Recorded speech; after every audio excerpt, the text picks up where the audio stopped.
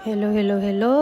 Ito lang din naman ang naging ganap namin ngayong Eid. Nala namin si El dito sa Al-Ain Mall dahil nandito nga ang Coco Melon with friends. Nung una nga medyo natakot pa si El kaya kinarga na lang siya ng papa niya. Dapat talaga dun siya sa may loob kasi yung mga bata pinapapasok dun sa may gitna. Kaya lang ayaw niya, nagwa-warm up pa ata siya. At hindi rin naman nagtagal, nagyaya siya sa akin na gusto niyang pumunta sa loob. Bawal ang mga parents sa loob kaya ang mga bata lang ang pwedeng pumila. Nung una nga nag-aalangan ako kasi baka ayaw pumasok ni El nang walang kasama. Nung nakita niyang maraming bata, pumunta na rin siya. Nakaka-proud lang kasi first time niya pumilang mag-isa. Stay in the line.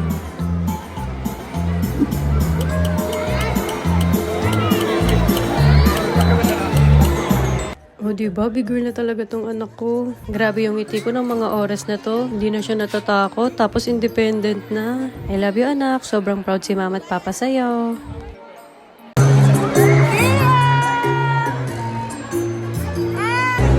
Say bye-bye na. Bye-bye. Did you enjoy it? Did you take a picture with JJ and friends? Yes. Wow, very good naman. Itong araw na to ay para kay El talaga. After niya manood dun kay Coco Melon, naglaro pa yan sa soft play. Hindi lang ako nakapag-video kasi kumain kami. At after ni El maglaro dun, dito sumakay naman siya sa train. And after din nito, naglaro pa yan sa isang soft play. At 1 hour ulit siya dun. Sobrang sulit niyang araw na to. Hanggang dito na lang. Bye!